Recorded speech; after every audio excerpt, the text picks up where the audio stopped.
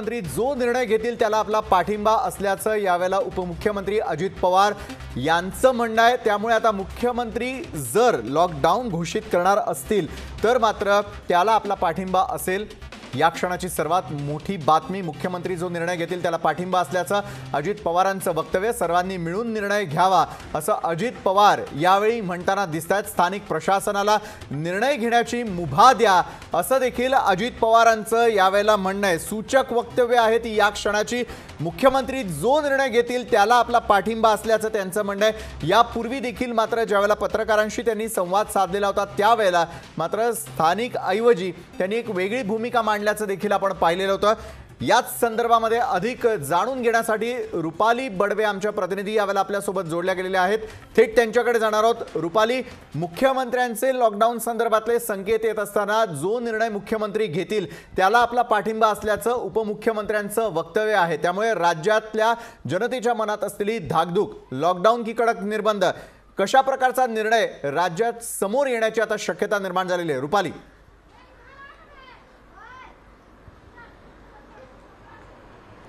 विशाल, जसं आपल्याला माहिती आहे की बैठक जवळपास 5 वाजता मुख्यमंत्र्यांची सुरू झालेली आहे। आता जवळपास 6:45 वाजलेत, म्हणजे पावणे 2 तास झाले ही बैठक खरं तर चालू आहे। आणि याच्या बैठकीमध्ये आपण जर पाहिलं तर मुख्यमंत्र्यांनी आधीच राज्याची सगळी परिस्थिती सर्वपक्षीय नेत्यांसमोर मांडलेली आहे। राज्य सध्या एका वाईट फेजमधून चाललेलं आहे, त्याच्यामुळे राज्याला लॉकडाऊनची गरज आहे, लॉकडाऊनशिवाय राज्याला पर्याय नाहीये अशा शब्दामध्ये मुख्यमंत्र्यांनी आपलं म्हणणं सर्व नेत्यांसमोर मांडलेलं आहे। आणि आता आपण पाहत आहोत की आता थोड्याच वेळापूर्वी या संपूर्ण बैठकीमध्ये उपमुख्यमंत्री अजित पवार बोलत होते आणि त्यांनी असं म्हटलेलं आहे की राज्याचा हिताचा निर्णय झाला पाहिजे, मुख्यमंत्री जो काही निर्णय घेतील तो आम्हाला मान्य असेल, आम्ही त्याला पाठिंबा देऊ। तर एका प्रकारे आपण पाहत आहोत की मुख्यमंत्री बोलत आहेत की राज्यामध्ये लॉकडाऊनची गरज आहे आणि उपमुख्यमंत्र्यांचा त्याला पाठिंबा असणार आहे। त्याच्यामुळे एकूणच जे आहे ते सध्या आता पुढचे काही दिवस राज्यभरामध्ये लॉकडाऊन असेल अशी दाट शक्यता सध्या व्यक्त केली जात आहे। कारण की आपण पाहत आहोत की राज्यामध्ये अनेक प्रकारची खरं तर समस्यांना सामोरं जावं लागत आहे। व्यापारी वर्गाचा असेल, परप्रांतीयांचा मुद्दा असेल, मजूर वर्गाचा मुद्दा असेल, मात्र हे सगळं असताना आपली जी नागरिकांच्या जीवाशी जो खेळ चालू आहे तो वेगळा बाजूने चालू आहे। कारण की रुग्णांची संख्या वाढते आहे, लसीचा एक तुटवडा आपल्याला जाणवत आहे। त्याच्यामुळे नागरिकांच्या हिताचा, राज्याच्या हिताचा निर्णय मुख्यमंत्र्यांना घ्यावा लागणार आहे आणि त्याच्यामुळे मुख्यमंत्र्यांचा जो कल आहे तो लॉकडाऊन लावण्यासंदर्भातला आहे। पुढचे आपल्याला तर माहिती की काल परवा जे आहे ते मदत आणि पुनर्वसन मंत्री विजय वडेट्टीवार यांनी असं म्हटलं होतं की राज्यामध्ये किमान पुढचे 3 आठवडे जे आहे ते लॉकडाऊन लावण्याची गरज आहे। त्याच्यामुळे मुख्यमंत्र्यांनी देखील तोच एक इशारा पुन्हा एकदा या बैठकीतून दिलेला आहे आणि उपमुख्यमंत्र्यांचा त्याला पाठिंबा आहे। त्याच्यामुळे शक्यता याची दाट झालेली आहे की पुढचे काही दिवस राज्यामध्ये कडक लॉकडाऊन असणार आहे। आपण पाहत आहोत की याच्यापूर्वी विरोधी पक्षनेते देवेंद्र फडणवीस यांचं देखील बोलून झालेलं आहे।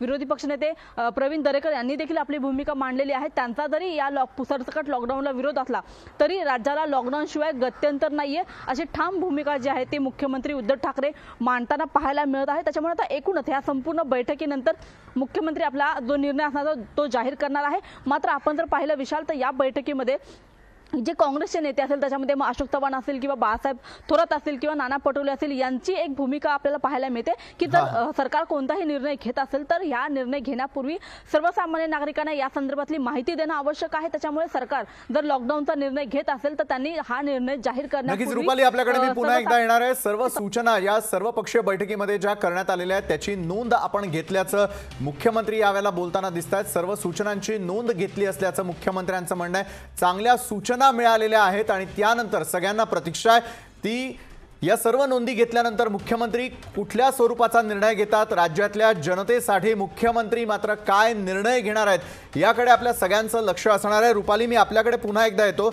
यावेळेला एक सूचक वक्तव्य जे आहे ते येताना दिसतंय आणि मुख्यमंत्र्यांचं म्हणणं आहे आलेल्या सूचना या अतिशय योग्य पद्धतीच्या आहेत, सर्व सूचना आपण त्याची नोंद केल्याचं देखील मुख्यमंत्री म्हणतात। त्यामुळे आलेल्या ज्या आतापर्यंतच्या प्रतिक्रिया होत्या किंवा सर्वपक्षीय बैठकीमध्ये जे मुद्दे मांडले गेलेले होते ते आता त्यांनी नोंद केलेली आहे आणि नोंद केल्यानंतर या संदर्भातला निर्णय येईल। त्यामुळे प्रत्येक पक्षानं आपली नेमकी काय भूमिका या बैठकीमध्ये मांडलेली आहे ते जाणून घ्यायला आवडेल रुपाली आपल्याकडून। नक्कीच खरं तर विशाल आपण पाहतो आहोत की सुरुवातीपासून आपण सांगितलं जसं प्रमुख जे आहे ते राज्याचे मुख्य सचिव सीताराम कुंटे यांनी असं म्हणलेलं आहे की पुढचे 15 दिवस जे आहेत ते राज्यासाठी अतिशय महत्त्वाचे आहे. जर आपण लवकरच लॉकडाऊनचा निर्णय नाही घेतला तर आपल्याला एका भीषण स्थितीला सामोरं जावं लागू शकतं, हे मुख्य सचिवांचं म्हणणं आहे. दुसऱ्या बाजूला आपण पाहत आहोत की विरोधी पक्षनेते देवेंद्र फडणवीस यांनी 3 महत्त्वाचे मुद्दे मुख्यमंत्र्यांसमोर मांडलेले आहे. याच्यामध्ये आपण जर पाहिलं तर मजूर वर्ग आहे, जो व्यापारी वर्ग आहे, जो शेतकरी वर्ग आहे, या तिन्ही वर्गाला जे आहे ते सरकारने जर लॉकडाऊनचा विचार करत असेल तर या तिन्ही वर्गाला काही सवलत सरकार देणार आहे का, यांना जर कोणती सवलत देणार असेल तर आपण मुख्यमंत्र्यांच्या निर्णयाला पाठिंबा देऊ, अशा प्रकारची भूमिका विरोधी पक्षनेते देवेंद्र फडणवीस यांनी मांडलेली आहे. तर आपण दुसऱ्या बाजूला पाहत आहोत की जे काँग्रेसचे नेते मंडळी आहेत त्यांचं असं म्हणणं आहे की जर सरकार कोणताही निर्णय घेत असेल तरी सुद्धा जो एक मजूर वर्ग आहे, जो एक व्यापारी वर्ग आहे, या वर्गाला दिलासा देण्याची गरज आहे.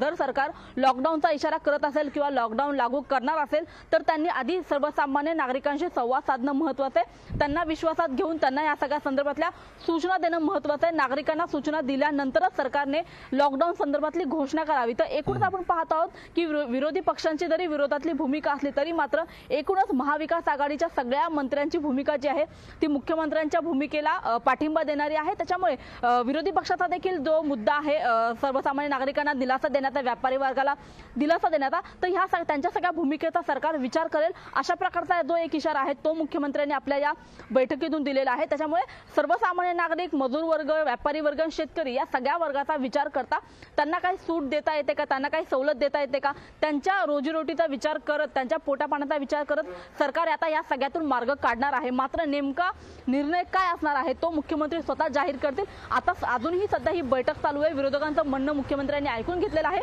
सगळ्यांच्या सूचनांचा मुख्यमंत्र्यांनी नोंद केलेली आहे आणि आता ह्या सर्वाचा सरसकट विचार करून मुख्यमंत्री याच्यावरती निर्णय जाहीर करणार आहेत. विशाल, नक्कीच एका बाजूला मुख्यमंत्र्यांच्या निर्णयाकडे आपल्या सगळ्यांचं लक्ष देखील लागून आहे. आपल्या लोकशाही न्यूज चॅनलवरती या संदर्भातले आपण सगळे अपडेट्स पोहोचवणार आहोतच. मात्र रुपाली, आणखी एक महत्त्वाचा मुद्दा, जर लॉकडाऊन घोषित करण्यात आला तर सगळं काही पुन्हा एकदा थांबणार आहे.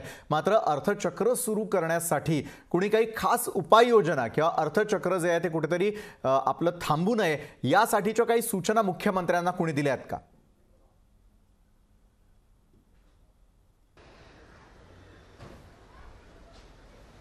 विशाल, जसं आपल्याला माहिती आहे की आता सध्या राज्यासमोर एक भीषण स्थिती आहे. त्याच्यामुळे सरकारची एकूणच भूमिका आपण जर पाहिली तर त्याच्यातून हा एक आपल्याला संदेश मिळतो की सध्या लोकांचे जीव वाचवणं महत्त्वाचं आहे. अर्थचक्र सुरू राहणं तेवढंच महत्त्वाचं असलं तरी नागरिकांचा जीव वाचवणं याला सरकार प्राधान्य देताना आपल्याला पाहायला मिळणार आहे. अर्थचक्र सुरू राहण्यासाठी आपण पाहत आहोत की मागील लॉकडाऊनमध्ये सुद्धा सरकारने अशा प्रकारची भूमिका घेतली होती. काही जे उद्योग होते ते चालू होते, बांधकामाची जी काही साईट्स होत्या त्या सगळ्या चालू होत्या, मेट्रोचं मुंबईतलं काम चालू होतं.